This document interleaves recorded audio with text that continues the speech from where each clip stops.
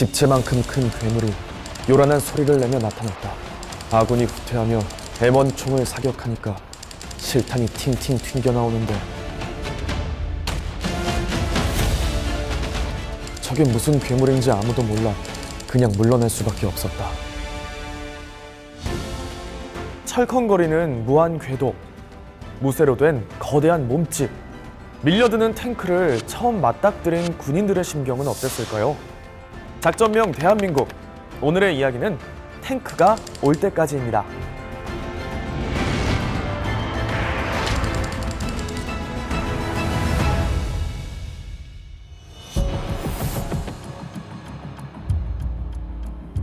(1950년 6월 25일) 오전 3시 30분 그들의 작전명은 폭풍.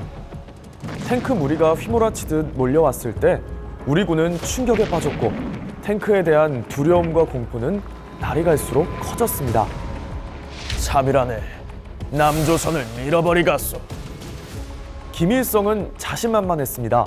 지상전의 왕자라 불리는 결전병기, 탱크를 갖고 있었기 때문이죠.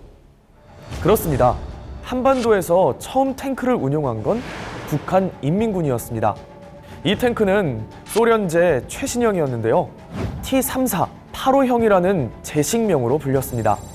빨랐고 단단했고 강했습니다.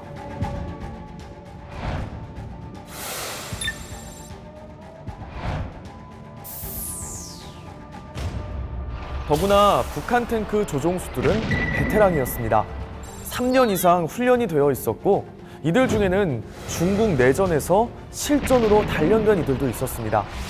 커다란 탱크를 자동차 몰듯 자유자재로 다루었죠. 242대 0. 비교가 무의미한 차이. 북한군에겐 무려 242대의 탱크가 있었지만 우리는 단 한 대도 없었죠. 탱크에 맞설 이렇다 할 무기도 없었습니다. 우리 군에서 최초로 운영했던 기갑전력은 M8 그레이하운드, 자동차 바퀴를 사용하는 차륜형 장갑차였습니다. 정찰, 통신, 보병 지원용이었으니 탱크를 상대할 수 있는 기갑전력이 아니었죠. 군사력도 매우 열악했습니다. 해방 이후 미군이 철수하면서 탱크 같은 무기 지원이 이루어지지 않았던 상황. 탱크를 앞세운 북한군은 파죽지세였습니다. 개전 첫날 오전 8시경 순식간에 개성 방어선이 무너졌고 당일 오전 동두천과 포천까지 함락됐습니다. 전략도 치밀했는데요. 전선 이곳저곳에 탱크를 분산 배치해서 진격했죠. 속수무책으로 밀려나면서 우리 군은 후퇴만 할 수 없었습니다. 6월 26일 오전 9시 40분경 적의 전차를 단 한 대만이라도 격파하겠다는 죽음을 불사한 작전이 펼쳐집니다. 야포를 직각으로 만들어 적 전차를 격파하는 수밖에 없다. 확신은 없다. 확실한 건 살아 돌아오지 못할 마지막 작전이 될 수도 있다는 것이다. 김풍익 소령은 대원들과 105mm 야포 한 대를 이끌고 자일리 서남쪽 1km까지 전진합니다. 직사사격은 포병 입장에서는 죽음을 각오했을 때만 할 수 있는 사격이었습니다. 축성령 굴곡 지점, 결사대는 침묵했고 눈빛에는 결의가 가득했습니다. 기회는 단 한 번뿐이었습니다. 의정부가 뚫리면 바로 서울 직행이다. 여기서 무조건 탱크를 잡아야 한다. 멀리서 묵직한 탱크 기동 소리가 들려왔습니다. 선두 탱크가 눈에 들어오기까지는 많은 시간이 걸리지 않았습니다. 이제 남은 건 거리 계산. 200m, 100m, 드디어 50m 정도까지 가까워졌을 때 직립 조준! 발사! 궤도에 명중이 있습니다!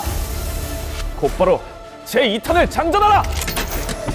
한 대라도 더 격파해야 했기에 지체할 시간이 없었습니다. 그런데 두 번째 탄을 장전하는 순간 폭파음이 축성령을 울렸습니다. 위치가 발각돼 뒤에 있던 탱크의 공격을 피할 수 없었죠. 김풍익 소령과 대원들은 그 자리에서 전사하고 말았습니다. 이들의 희생은 우리 군에게 큰 시간을 벌게 했습니다.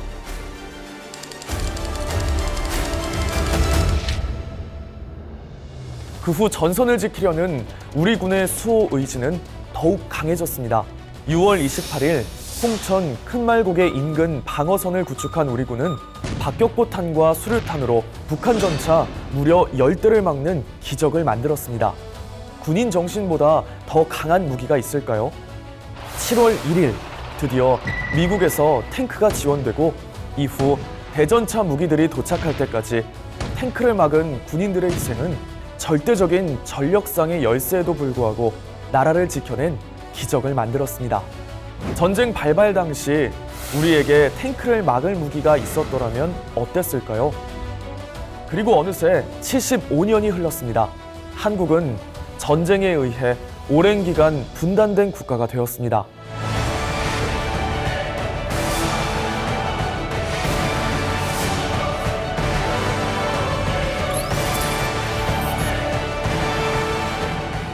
무기를 직접 만드는 기술력을 갖추고 세계로 수출까지 하고 있죠. 특히 K9은 세계가 인정하는 명품 자주포입니다.